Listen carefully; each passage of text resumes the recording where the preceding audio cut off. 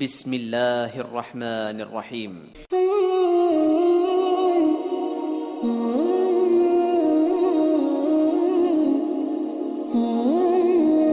ایک دفعہ رسول کریم صلی اللہ علیہ وسلم ایک انصاری شخص کے پاس سے گزرے، اس حال میں کہ وہ اپنے ایک بھائی سے کہہ رہے تھے کہ تم اتنی شرم کیوں کرتے ہو۔